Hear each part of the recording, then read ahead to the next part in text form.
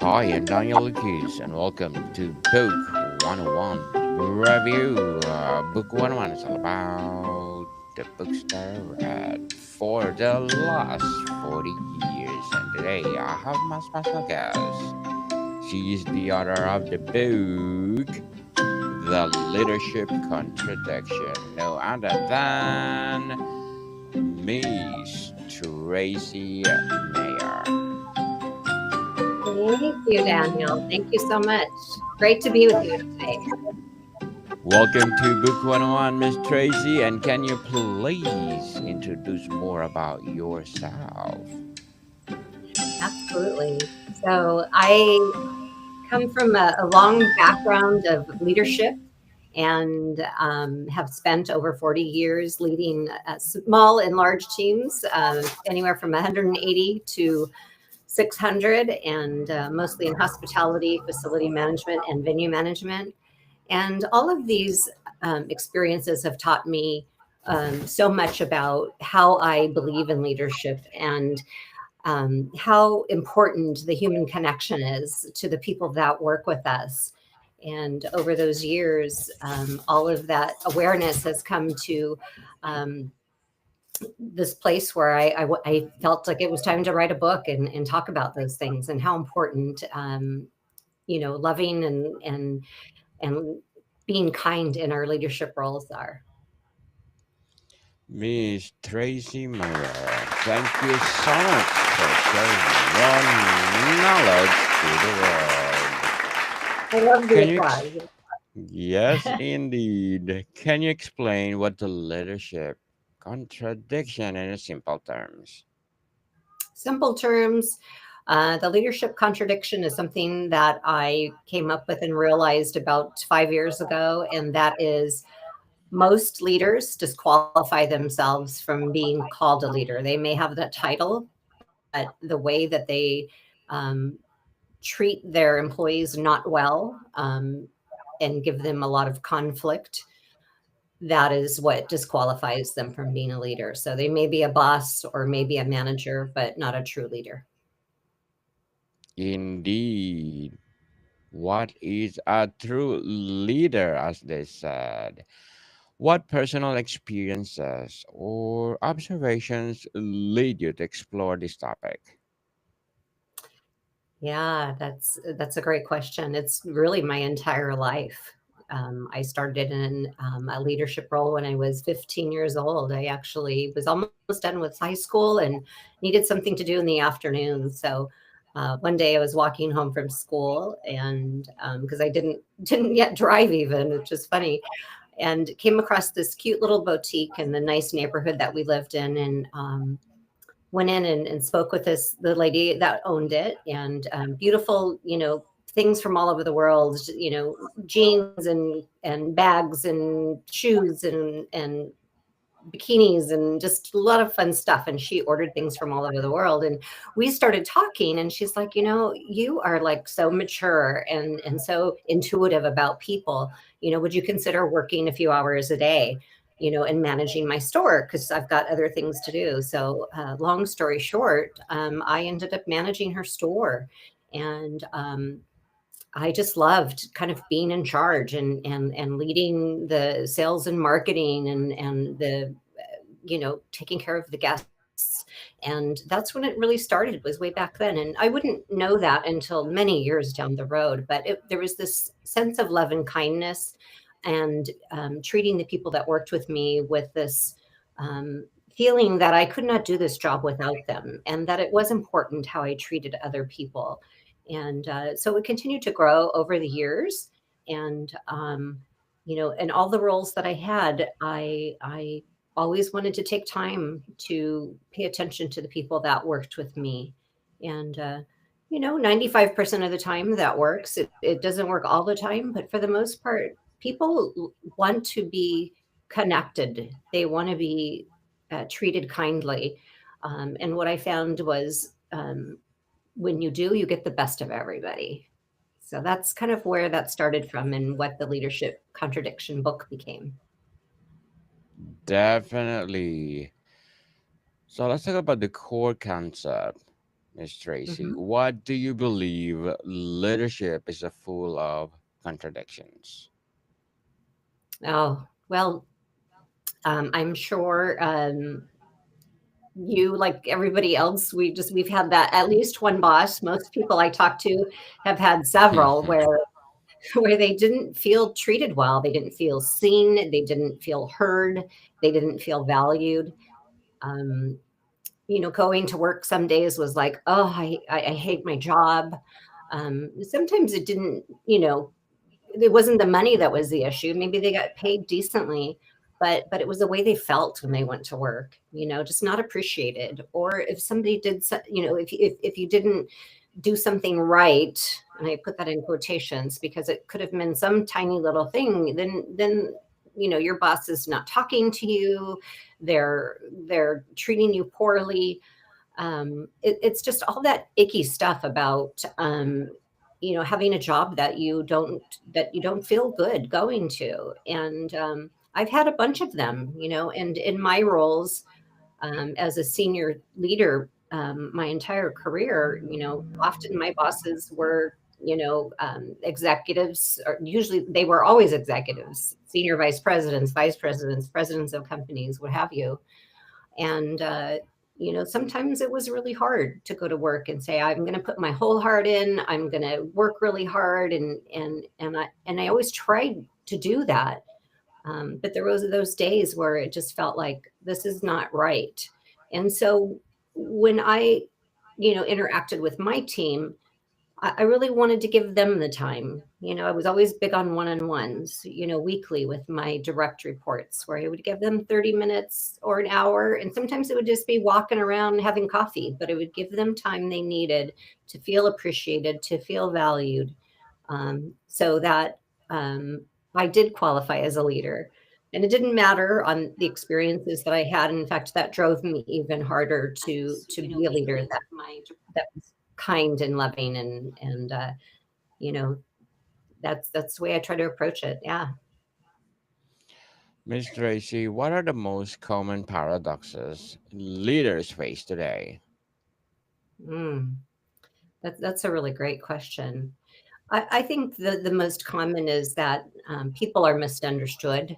I think I've heard a lot about people have gotten kind of lazy working from home, or um, people are, the younger generations aren't taking their jobs seriously, and things like that. When I think that it's so untrue. I think that our society has turned into having hybrid positions, or having positions that can be done often better from home, because the person's completely focused on work, and doesn't have to deal with workplace drama, and gets to have a life.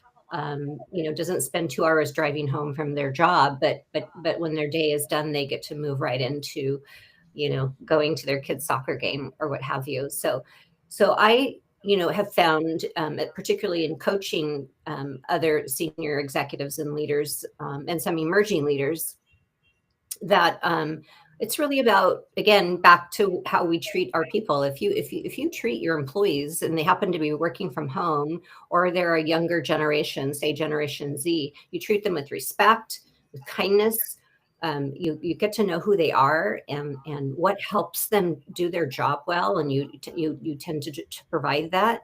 um, then you can make great leaders out of everyone. And yeah, so I would say that's a little bit of the paradox, is that it does matter how we treat each other. Yeah, and then we'll get Very better well with. said. Very well said, Miss Tracy. Beautifully articulated.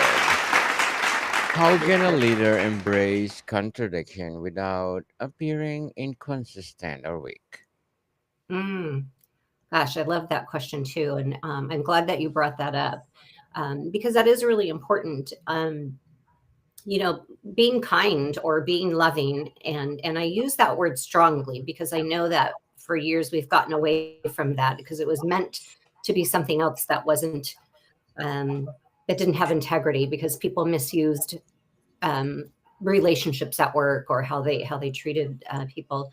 Um, but I feel that the way that we can really overcome that leadership contradiction is by um, really looking at each person as an individual. I've made a statement in my book, and I've talked about this often, where I don't believe in treating people fairly. I believe in treating them as the unique individuals as that they are. So, when we go to hire somebody for a particular position, we want to hire them for the skills and qualities that make them a good candidate and a good person that you select for that position. However, without knowing the uniqueness of that person, you never get a chance to help lift them up and develop them and get them to have this explosive success, because people really are individual. People really do have unique qualities that deserve to be talked about, that deserve to be in, I guess, influenced and impacted. And the way that we get to know this is by finding the unique features of the individuals.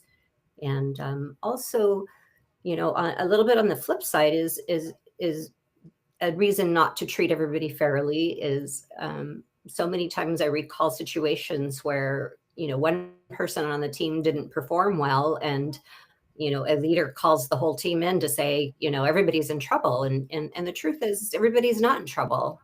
It's the leader does not have, in my opinion, enough maturity to bring that one person in and say, you're off track. We are not making your goals. And let's talk about how I can help you. And let the other people go on with their day and flourish. There's nothing wrong with helping redirect people. Sometimes they become our best employees. So yeah, treating them uniquely is how we overcome that, and it's not a weakness. Um, I think people would be surprised if they are really treating the people uniquely and finding out where their best strengths are and play to that and support that. Um, that's not a weakness. That's an absolute strength, and that strength impacts the bottom line. Indeed, Miss Tracy, and again, very well said. Beautifully articulated. Let's talk about the practical leadership challenges. How do leaders balance confidence with humility, or yes, with humility in high pressure environments? Yeah. I think the best way to balance that is to focus on their employees. I think a lot of time leaders, and including myself at certain times, we focus on those numbers on the bottom line, or getting calls or making calls to our senior leaders, who we report to. And yes, all those things are important. But at the end of the day, as a leader, you have a team to manage. You have a team to help develop and grow and lift up. And every role I've ever been in, it was never just about me. It was always about the team. I spent 20 to 25 years in full service hotels, hospitality, and I would always tell my employees, you know what, you take great care of the guests, and I will take great care of you. And that was my focus, was on taking great care of them, walking around.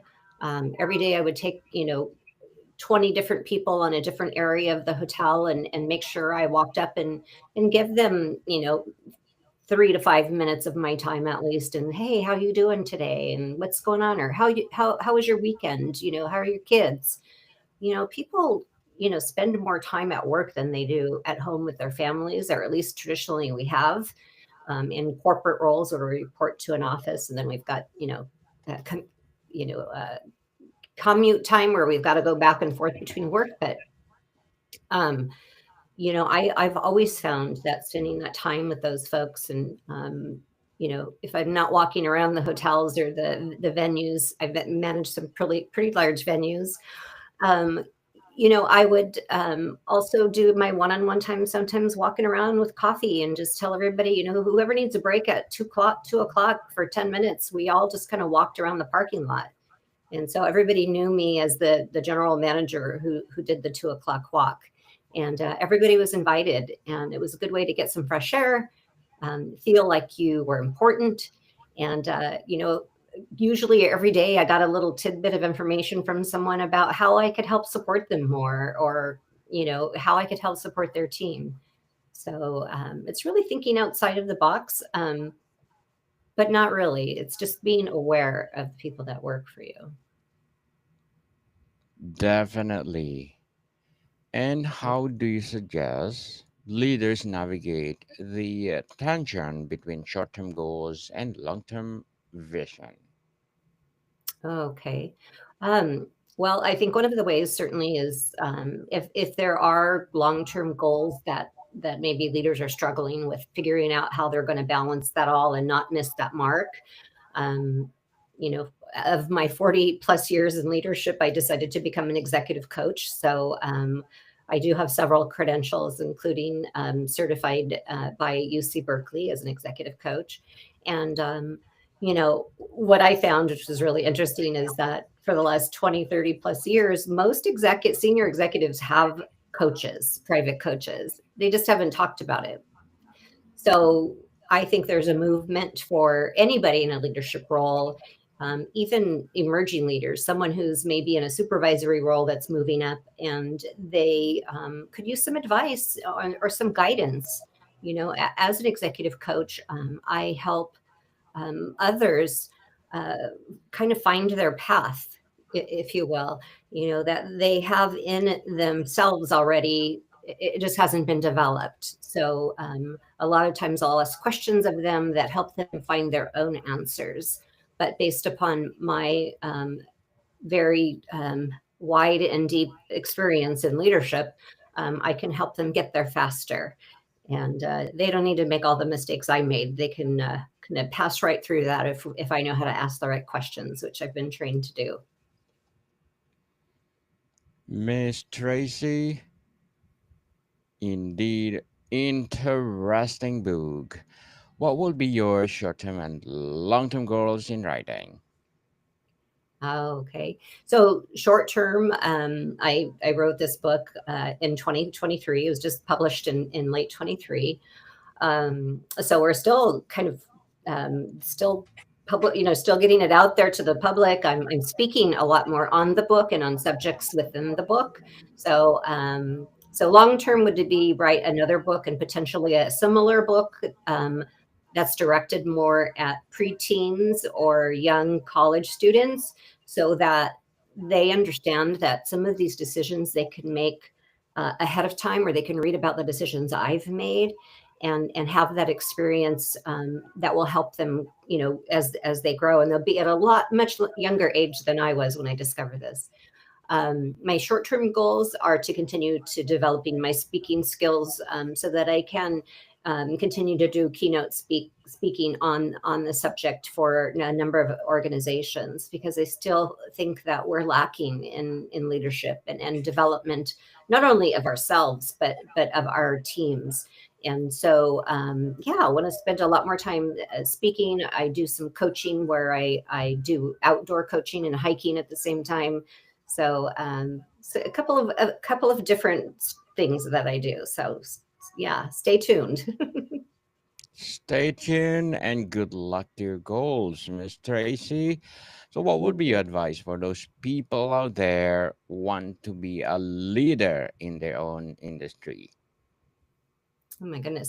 Um, Hire a coach, hire an executive coach and or a leadership coach, and figure out kind of who you are and what your goals are, and let them help guide you towards how to get there faster.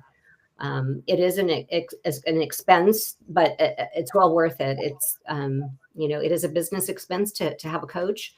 Um, but what I found, I have my own coach, because I've heard from the very best coach in the world, and that person is considered Marshall Goldsmith. They call him the best coach in the world, and he has a coach. He has a coach he talks to every day.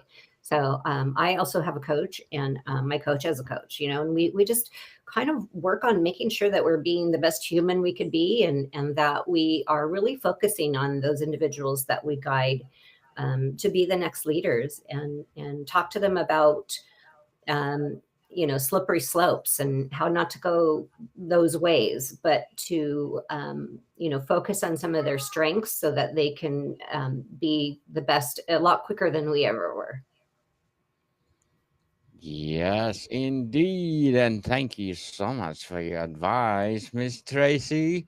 Let's talk about the application strategy of the book. What tools or frameworks do you provide in the book to help leaders deal with contradictions? Yeah, so the book is full of stories about my experience and my reflections and I think information that kind of came to me on a hike that I was doing way back in 2021 during COVID. And there's lots of little anecdotes. I've seen people that have lots of flags on the book, and I talk about self love. I talk about how to take care of teams and how to develop one person when they're not performing well versus a whole team. I talk about just how to talk to people and how to be out in the world yourself as a leader, so that you can be most effective at work. So there's just tons of great information, and it's a very quick read. It's only 130 pages. It'll take you less than 2 hours to read. It's a great book to take on the plane, and it's available both in soft copy and as a electronic version. So if you prefer that. Miss Tracy, let's talk about the cultural and organizational impact. How do leadership contradiction manifest differently across cultures or industries? Um, so I don't think the idea manifests very differently across industries. I believe that it's a human thing. And how I see that is that we're all human, right? And I think sometimes Yes. leaders forget that, as well as employees, that really at the end of the day we're all even, really. We're all, it doesn't matter what country we've came from or what language we speak or what industry we're in. I believe we're all human beings that deserve to be respected and treated well. So the concepts in my book, The Leadership Contradiction, and I actually recently produced an Oracle deck too called The Leader Paths. And so, inspiration, development, um, is all available to anybody at any level in any industry. And it's really just about knowing who you are, being self aware, and knowing who your employees are, and then doing the best that you can to find everybody's uh, their best skills and what makes them tick, what makes them feel good so they perform better during the day. And if we did that, it just really truly doesn't matter what industry we're in. You're just going to get a person that wants to work harder, a person that wants to succeed and help the company make money. And yeah, everybody wants to feel good at work and feel good when they go home. There's no doubt about that. Can't imagine anybody wants to feel terrible when they go home from work. It's just, I think that's a thing. Definitely. Miss Tracy, what feedback have you received from readers that really affirm your purpose in writing this book? Yeah, from everybody I've heard from is, wow, like, this is powerful. It's simple, yet it's powerful. When you read the stories, they're little anecdotes about some of my experiences, and I just put it out there and you know call on myself sometimes when that's necessary. I've had some places I've gone and some decisions I've made for myself personally that have impacted myself and my career. And I talk to a lot of people nowadays about that. And there's some secrets in that book that you definitely want to read. But it's a teaching book, and it's a little bit of a how do you say it? It's a little anecdotes of interactions with other human beings, whether it's me outside on a trail hiking and interacting with other humans, or it's me driving myself to my, I call PS I Love You. I go to Palm Springs a couple times a year to spend a couple days by myself, to make sure I'm replenished and make sure that I feel really good about Traycee, so that when I get back into my, leadership job a couple days later, that I'm in such a good place that it's not about me. It's like I've gotten my kind of fill of a couple days off, and I come back refreshed and ready to take care of my team. So that's a responsibility of being a leader too. I don't think we get anything from working so hard and never taking time off. It just makes us an exhausted leader. Doesn't make us. Yes, indeed. Take a break and have a book 101 review with you. Miss Tracy, what's the biggest misconception about leadership that your book seeks to challenge? Mm.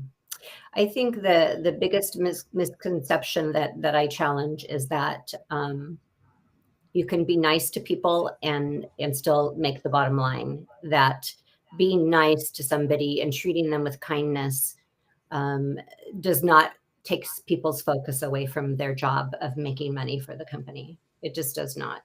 It's quite the contrary. So Miss Tracy, before we wrap up our discussion for today, I'm inviting you to please do listen to my other podcast, Abstract okay. Essay in its fifth season, Poetry in the third season, and of course my Book 101 review in its fifth season, Comedy 101 in third season, people, and of course Wow. Food 101 in fifth season too, my Geography 101 in third season, Love Letters in third season too, and my baby podcast, Mental Health 101 and Movie 101 review in its fourth season, as well as Music 101, wherever you listen your podcast, people. Please do support my other podcast. So, Yeah, Miss I'm excited. Tracy, yes, Yeah. thank you so much. Miss Tracy, if there's one message you hope readers carry with them from the leadership contradiction, what would it be?